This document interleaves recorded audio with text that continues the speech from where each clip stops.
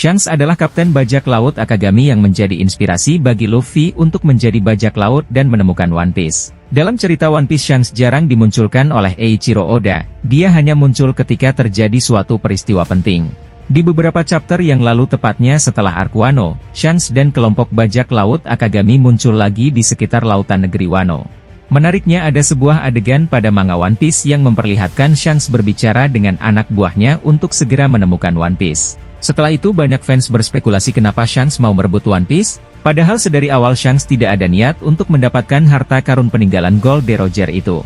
Shanks dulunya adalah anak buah di kapal Gold de Roger, dia termasuk kru yang paling muda bersama Buggy. Namun saat Roger sudah akan mencapai pulau terakhir yaitu Lauk Tale, Shanks tak bisa ikut ke sana karena harus merawat Buggy yang tiba-tiba sakit. Alhasil Roger dan krunya berhasil mendapatkan One Piece tanpa adanya Shanks dan Buggy.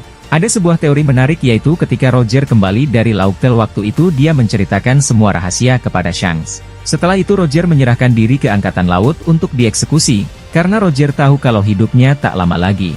Shanks kala itu tak bisa berbuat banyak, dan setelah eksekusi Roger kemudian dia berinisiatif untuk membentuk kelompok bajak lautnya sendiri. Barulah setelah bertemu Luffy Shanks teringat akan rahasia One Piece yang berkaitan dengan Joy Boy dan Ancient Kingdom pada masa 800 tahun yang lalu. Ancient Kingdom bisa kembali berjaya dan menjadi pembebas bagi rakyat atau negara yang ditindas oleh pemerintah dunia dan Tenryubito. Kunci kebangkitan Ancient Kingdom menurut kami terletak pada harta karun One Piece. Namun Shanks juga tahu kalau orang yang bisa membangkitkan sesuatu yang ada di dalam situ adalah orang dengan jiwa seperti Joy Boy. Untuk itu Shanks juga berniat mengambil One Piece dan menjaganya sebelum sosok Joy Boy itu datang.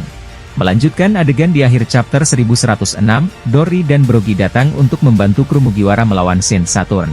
Sebenarnya mereka datang ke Egghead diperintahkan oleh Shanks, karena mengetahui Luffy tak akan bisa menang melawan Saint Saturn.